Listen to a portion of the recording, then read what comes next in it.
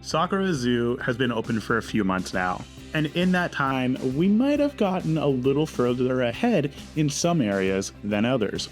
Specifically, our management, our animal welfare, and just in general, a lot of the smaller areas that we might have glossed over in our effort and our rush to build quite a few habitats for Sakura Zoo. So welcome to a new type of episode as we go and circle back, take a look at Sakura Zoo as a whole, and improve some of our less than stellar metrics and areas. Now, for the sake of engagement, if you really enjoy this episode, this new style, which will crop up from time to time, feel free to leave a comment below. Otherwise, thanks for hanging out with me today. It's a Sunday for me. I hope this video goes up on a Sunday for you as well, and I really enjoy you spending some time hanging out with me. And without further ado, I think it's time that we just dive in and take a quick look at our management for our zoo. As you can see, we already have a little bit of an error. We have some inbreeding happening. So we need to take a look at the management aspect of our zoo, kind of make sure it's cleaning up. I did see some protesters kind of cycling through the zoo as well, so I'm very curious to see where they are. But man, oh man, it's been some time since I've looked at the zoo from this level.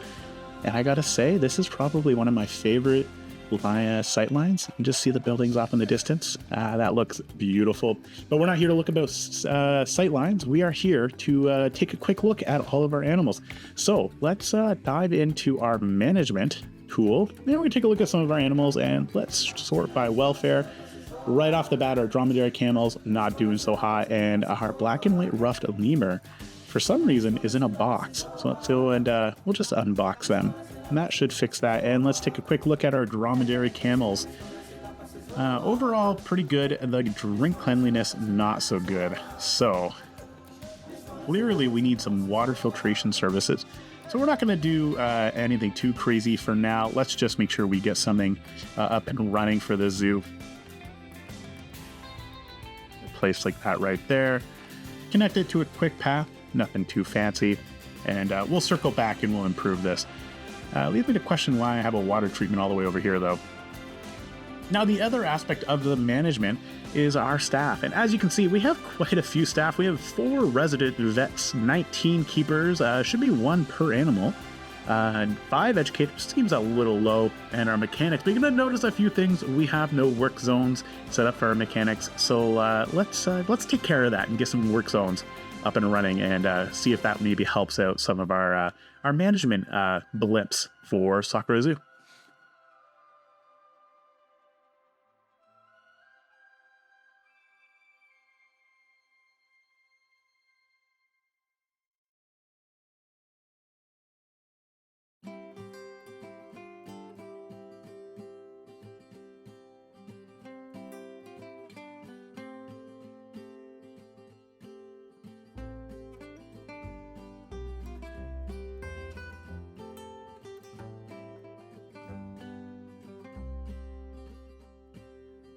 All right, after a few minutes, we are set up.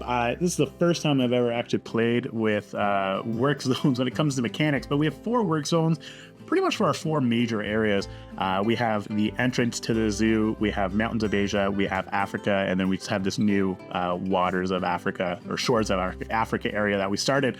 And I think that makes sense. 4 zones, for work zones. And on top of that, I'm going to double everything up. We're going to make sure that each zone has 2 mechanics working at a time. And then I picked up Frankie Harp and Rosaria Sanders. They're going to be our floating mechanics, which really means that they're just going to wander around and take care of everything that they see, and maybe try to pick up some of the slack from the other mechanic working zones. But I'm hoping with this, it'll actually kind of improve the workload and make it a little bit more efficient. We can kind of see like Sandy and Tommy. So Sandy's under high workload, Tommy not so much, and it's kind of causing some things. Now, you'll notice as well, none of our staff have actually been trained. And I don't know if that's by design. I kind of forgot about it, I'm not going to lie. So what we're going to do is we're just going to kind of go and invest some of our money in our staff. We'll make sure that they're going to take care of. And I think the first thing we're going to do is that we're going to send all of our educators for training. And on top of that, we're maybe going to send 2 of our keepers for training. This is going to incur some additional costs. Our pay is going to go up to offset this, but it's going to keep them happy. I don't know about you. If I was at work, I would love to get some extra money, and they've been working for us for 87 years, so it's about time that we take care of them. And then maybe we'll send a few of our caretakers off for training as well. We're going to try to get everybody up to 2 stars. I think it's been long enough for that to kind of happen. Now, when we pop over to vet research, we have all 3 of our vets kind of already up and running and working. We can see that we've been kind of working our way through quite a bit of our research. In fact, I've researched in my off time all of the illnesses. And this will just make sure that we kind of have some additional protection against this, so we're not going to have to worry about it. It is franchise mode rather, so making sure that our staff and our animals are taken care of is going to be paramount. When we look at finances, we're pretty good. Total profit last year, $103,000. Kind of see we're been kind of going up every little bit, which helps out. We've been bringing in a lot of new animals every few months with the zoo.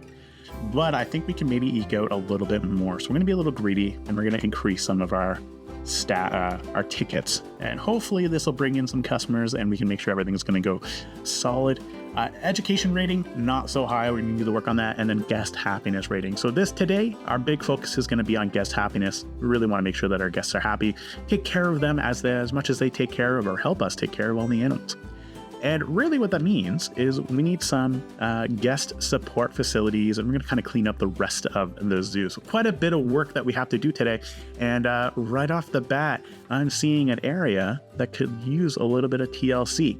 My thought process here, my theory is we're going to create a little food court for our zoo. So whenever somebody comes to check out the penguins of Africa in our Shores of Africa area, they're going to be able to stop for a little bite to eat and maybe kind of enjoy the sun and kind of see the penguins kind of hanging around over here. So let's dive in and take care of this area.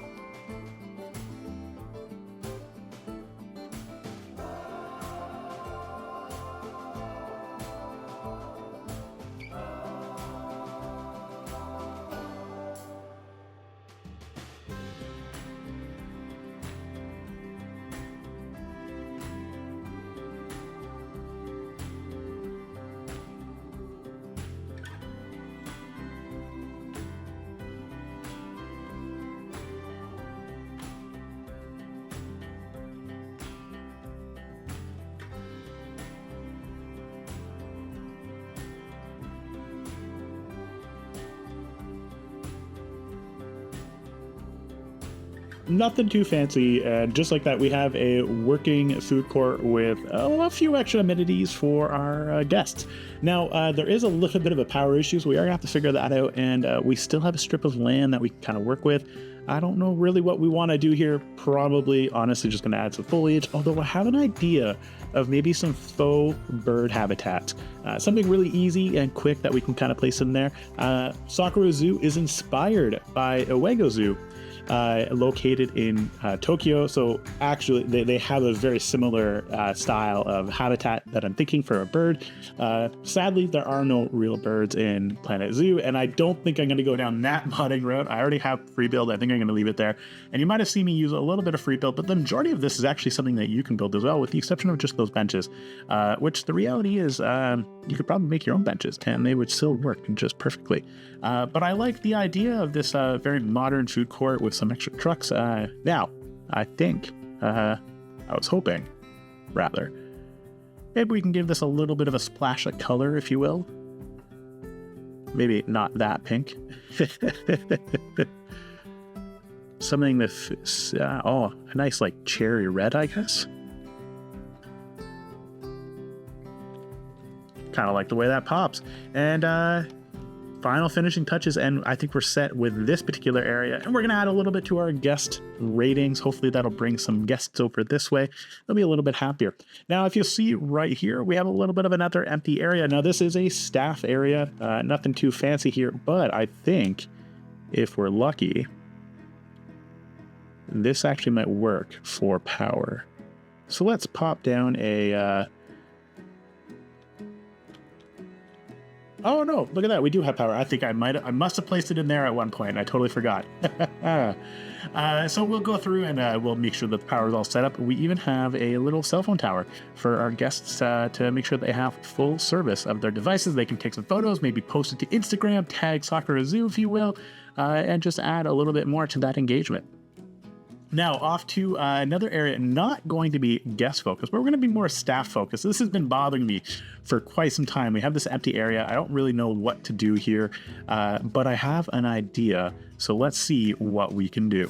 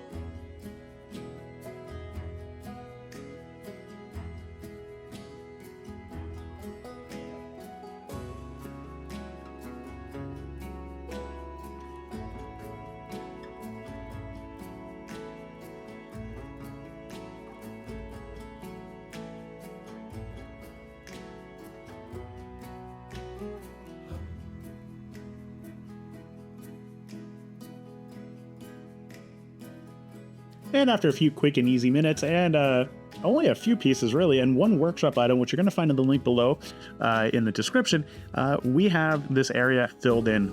And I gotta say, it looks a lot better than just filling it in with foliage or leaving it as that green empty space. And it didn't take a whole lot of pieces to make this happen.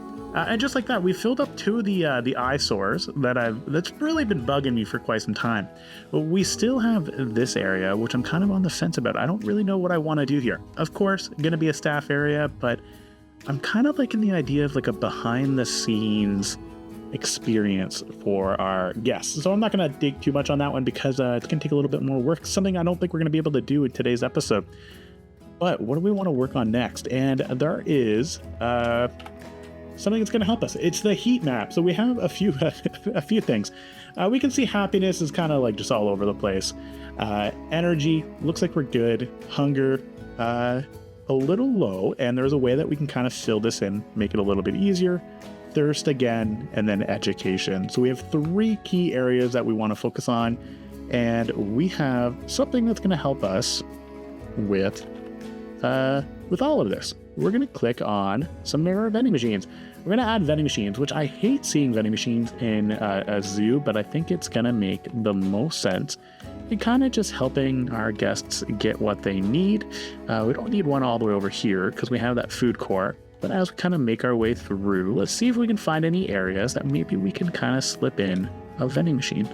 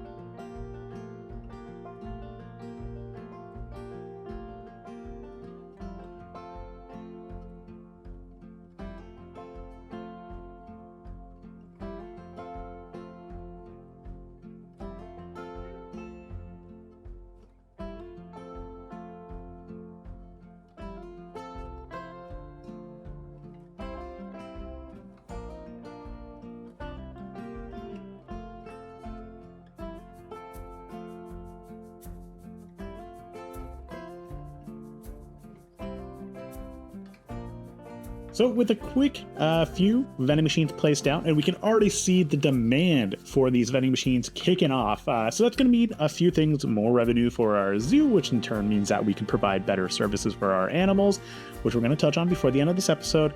And on top of that, we also have, I saw the notice for an inspection. So I always like the inspections, more so because it gives us an idea of what we need to improve on. And it works perfectly because we kind of need to let the game just sit, and we need the guests to start kind of enjoying their new amenities, maybe taking advantage. Let's take a quick pop over here and see if anybody's... we do have a few people that have used some of these food trucks. I love to see it.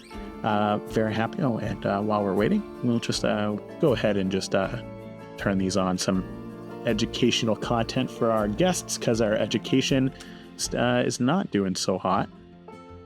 Perfect placement for that. So we just have to let it sit. So we're going to put it on a little bit of a faster mode, and let's see how the zoo fares.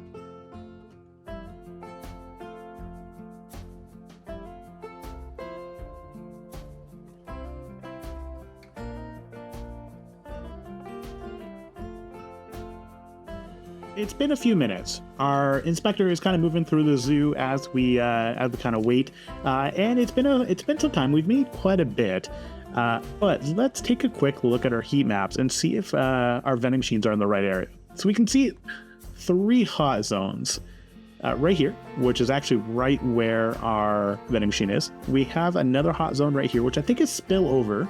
Same for here. I think this is all part of that same hot zone. We have one right here, which we're kind of already satisfying. So if we take a quick zoom in, we actually have a vending machine for hot dogs, but we are missing drinks. So let's just quickly place down another vending machine for that.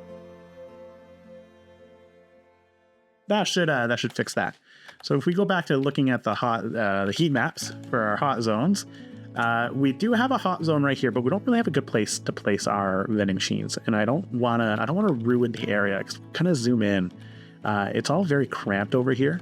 So I don't really have an area that I can think that we can place a vending machine. I don't want to ruin this aesthetic, because this is actually one of my favorite areas. Again, huge fan of sightlines, and I love this sightline. Just seeing the guests happy and enjoying everything like that, and means that we've done a good job. So the last thing we need to work on, if we take a quick look at our guest needs, and we take a look at education is just absolutely poor across the zoo. And education is always finicky. So if you look at every single habitat, we do have education boards set up everywhere. But they're set up in a unique way that's resulting in us not getting any education. So this is a perfect example. So this is actually an education board.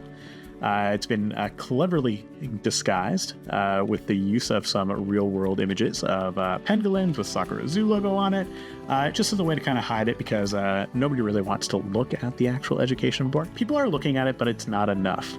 So I think what we need to do, our last step on this rainy day, is to clean up some education elements.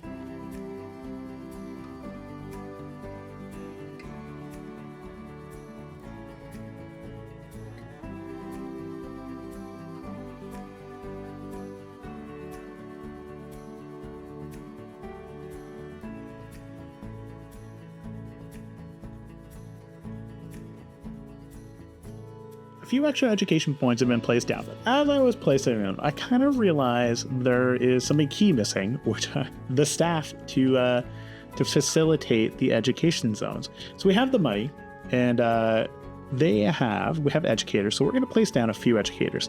Now, the really cool thing with educators, if I'm not mistaken, is that they actually have like roaming education talks. So the more educators you have, the more education talks they have, like just like on the go, which I kind of appreciate. I actually like to think that that's how like education should work, not with like talking points. You'd have like your feeding zones and whatnot, but you would just generally have like educators that would roam around and kind of talk to you about the really cool aspects of the animals that you're viewing and stuff like that.